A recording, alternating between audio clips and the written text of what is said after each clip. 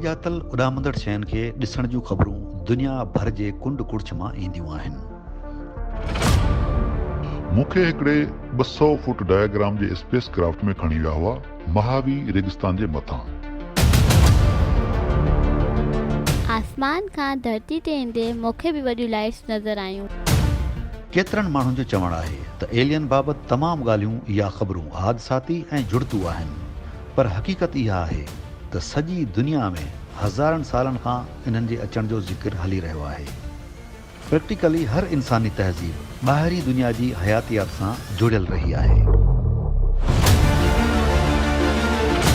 दुनिया में लखें माण्हुनि जो मञणु आहे त माज़ीअ में धरतीअ ते ॿाहिरी दुनिया जा माण्हू आया हुआ, पर छा थींदो जे इहा ॻाल्हि सच हुजे? छा एलियंस असांजा इतिहास जोड़ण में मदद कई? जे हा, त उहे किथां आया हुआ ऐं धरतीअ ते अचण वारा उहे केरु हुआ? काइनात में हिकिड़ो दरवाज़ो मौजूदु आहे ऐं उन जे पार आहे उहो सच जंहिंखां असां अणॼाण आहियूं। उनखे सम्झण लाइ असांखे हर उन ॻाल्हि ते सवाल उथारणा पवंदा जेको असां ॼाणियूं था। सबूत असांजे आस पास आहिनि। असांजो मुस्तक़बिल असांजे अखियुनि साम्हूं आहे। असां अकेला न आहियूं, असां कॾहिं अकेला रहिया ई न आहियूं। Ancient Aliens. Roswell, New Mexico, America जो सुस्त शहर जेको कंहिं दौर में मिलिट्री एयरबेस सां सुञातो वेंदो हो, पर 1947 में सभु तब्दील थी वियो। जॾहिं हिकिड़े मक़ामी हारी पुलिस खे इहा रिपोर्ट ॾिनी त उन जी ज़मीन जे मथां स्पेस शिप किरियो आहे। केतिरनि हफ़्तनि खां पोइ अमरीकी सरकार हिकिड़ी प्रेस रिलीज़ जारी करे हिकिड़े एलियन क्राफ्ट जे किरण जी सुञाणप कई। अॻे ॾींहुं सरकार उन ख़बर जी तरदीद कंदे चयो त उन्हनि खे जेको मिलियो आहे उहो एलियन क्राफ्ट न, पर मौसम लाइ जांच कंदड़ हिकिड़ो फूकणो हो।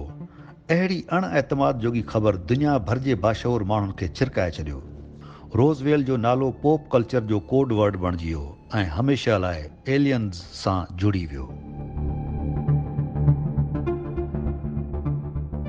रोज़वेल हादसे खे छो लिकायो वियो, इन जो अंदाज़ो लॻाइण तमामु ॾुखियो आहे।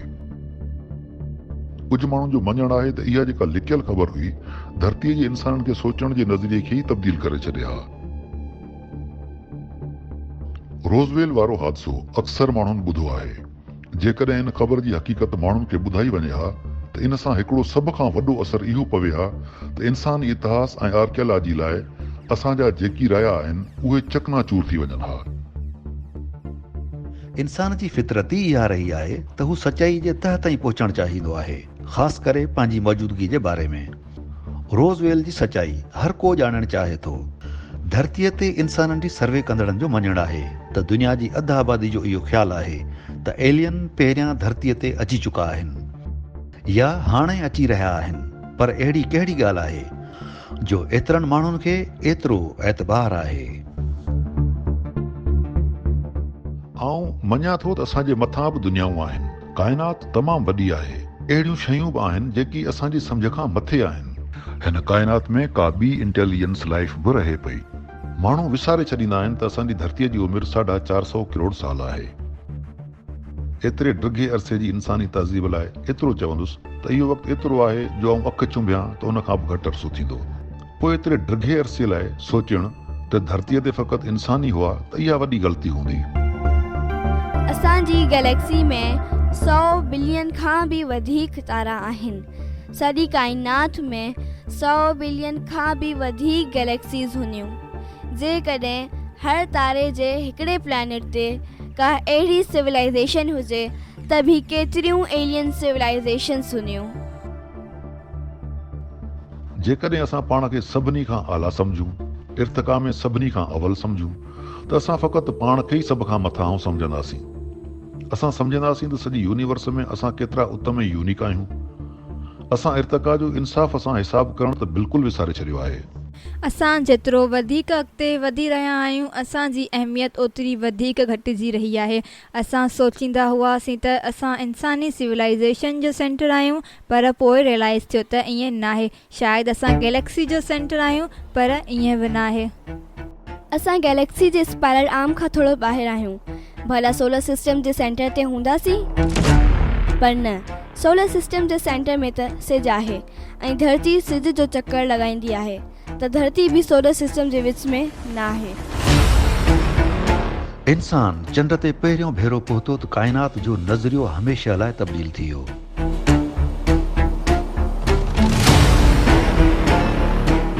असां एलियंस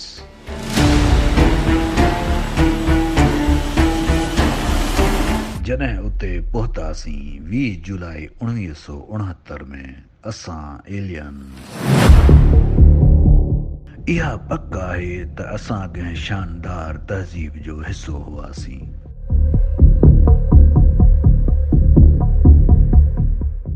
मूंखे नथो लॻे त माण्हुनि खे हिन ॻाल्हि जी सम्झ आहे त हिकिड़े तारे खां ॿिए तारे ते पहुचण में केतिरो वक़्तु ऐं महिनत लॻंदी आहे।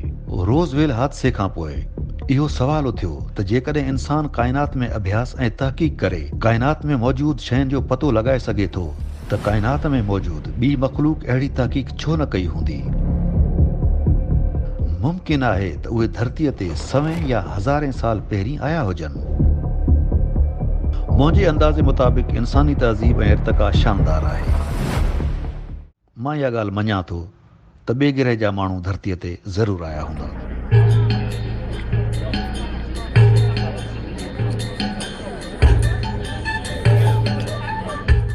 क्वाची पीलू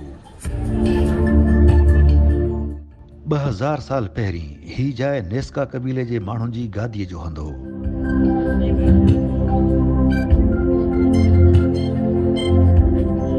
पर 500 एडीअ जे लॻभॻि नेस्का एतबार न ईंदड़ तरीक़े सां ग़ाइब थी विया ऐं क्वाची खंडर में तब्दील थी वियो।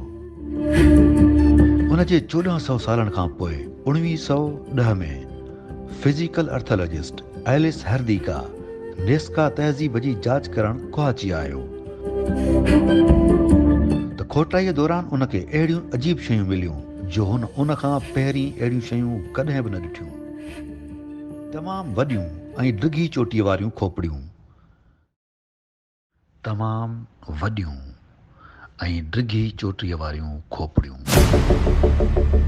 इहे किथां आयूं, उते कीअं पहुतियूं ऐं छा इहे इंसाननि जूं हुयूं? परू में असांखे अजीब डिघियूं खोपड़ियूं मिलियूं, तमामु अजीब। उहे माण्हू बिल्कुलु एलियन वांगुरु ई हुआ। बिल्कुलु इहो चई सघिजे थो त इहे एलियंस जूं ई आहिनि, पर असांखे ॿिए पासे बि ध्यानु ॾियणो पवंदो त मथे खे डिघो करण वारो ज़िक्र अक्सर पुराणे दौर में मिले थो। 1870 में खोपड़ीअ जी माप खे तब्दील करण वारे तरीक़े खे जर्मन बॉटनिस्ट जॉर्ज शॉइनफिस्ट बहितर नमूने सम्झायो।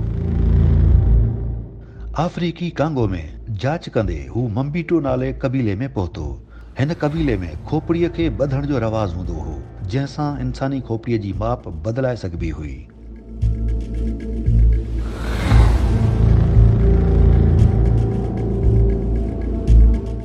उहे ॿारनि जी खोपड़ीअ खे कंप्रेस करण जे लाइ ॿधी छॾींदा हुआ ऐं इन सां ॿारनि जी खोपड़ी वॾी थी वेंदी हुई ऐं कॾहिं कॾहिं त ॿीहण ते बि डिघी थी वेंदी हुई।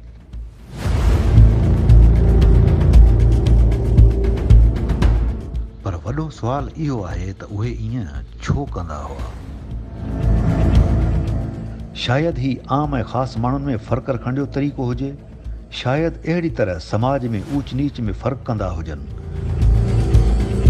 ईअं बि लॻे थो त इहे माण्हू ग्रेटर लेवल ऑफ कॉन्शियसनेस या पोइ मेंटल लेवल खे फिज़िकली हासिल करण जी कोशिशि कंदा हुजनि। मूंखे लॻे थो त ईअं करे हू पंहिंजे देवताउनि जी नक़ल कंदा हुआ ऐं उहे देवता जीअरा इंसान हुआ। छो त जेकॾहिं इहे असांजे वॾड़नि जो फ़क़ति ख़्वाबु हुजे हा त माण्हुनि खे पंहिंजे ॿारनि सां ईअं करण जो को ख़ासि कारण नथो मिले जो उन्हनि जी छबी ईअं थी वञे ऐं मूंखे लॻे थो त उन्हनि स्पेस ट्रेवलर्स खे ई पंहिंजो देवता सम्झी वरितो हो। केतिरा ई माण्हू मञनि था त एलियंस जी खोपड़ी डिघी थींदी आहे ऐं पुराणे दौर जा माण्हू इन्हनि जी नकुल कंदा हुआ। हालांकि एलियंस खे ॾिसण लाइ केतिरियूं ई तस्वीरूं ठाहियूं वयूं आहिनि, पर उन्हनि मां हिकिड़ी तस्वीर माण्हुनि जो ध्यानु वधीक छिकियो आहे। हिन में बि खोपड़ीअ जी माप वॾी आहे ऐं अहिड़े परॾेहनि खे गिरे एलियंस जो नालो ॾिनो वियो। रूप ऐं माप जी ॻाल्हि कजे त निहायती कॉमन डिस्क्रिप्शन ॿुधण लाइ मिलंदो, जंहिंखे गिरेस चयो वेंदो आहे। पर छा सच में पुराणे ज़माने जा माण्हू अहिड़े रूप जी नकुल कंदा हुआ, पंहिंजी खोपड़ीअ खे बेढंगो करे? कुझु आर्कियोलॉजिस्ट जो नज़रियो अलॻि आहे। दुनिया में केतिरा ई माण्हू जिस्म जी पूॼा कंदा आहिनि या जिस्म खे आर्ट लाइ इस्तेमालु कंदा आहिनि, चाहे टैटू हुजनि या जिस्म जे कंहिं हिसे खे चीरण जी ॻाल्हि हुजे। केतिरा ई क़बीला जिस्म जे कंहिं हिसे खे डिघो करण लाइ उन में का बि शइ विझी छॾींदा आहिनि। असां ॾिसंदा आहियूं त केतिरनि ई मुआशिरनि में माण्हू जिस्म जे ख़ासि हिसनि खे शेप ॾियण लाइ कोशिशि कंदा आहिनि, जीअं पेरनि खे या मथे खे ॿधणु। कारण कहिड़ो बि हुजे, पर असां इहो ॼाणूं था त ईअं करणु बिल्कुलु बि हेल्दी न आहे। सभ खां अजीब ॻाल्हि इहा आहे त इहो सॼी दुनिया में ॾिसण लाइ मिलंदो आहे ऐं इहा अहिड़ी गुज़ारत आहे जंहिंखे आर्कियोलॉजिस्ट बि सम्झाए न आहिनि सघिया। छाकाणि त रिमोट आयरलैंड या साउथ अमेरिका जे या माल्टा तोड़े अफ्रीका जे माण्हुनि जा ओचितो इंडिपेंडेंटली कोरोनेलियन डिफॉर्मेशन करणु अनोखी ॻाल्हि आहे। डिघी खोपड़ीअ जा के चित्र मिस्र में बि ॾिसी सघजनि था, जंहिंमां उतां जे तमामु वॾे ऐं मशहूरु माण्हू फिरौन खे बि ॾेखारियो वियो आहे। छा ईअं थी सघे थो त उहो बि परॾेह मां आयलनि जी नकुल कंदो हुजे, या पोइ उन खां बि वधीक को ॿियो अहम कारण थी सघे थो, या हू पाण उन्हनि मां हिकु हो।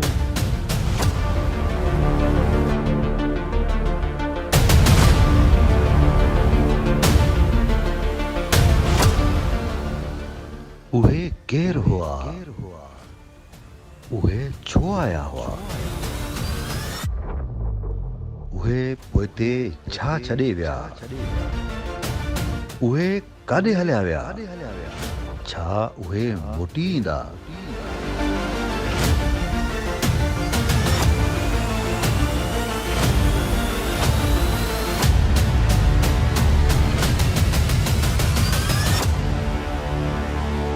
ॾिसंदा रहो साइंस डॉक्यूमेंट।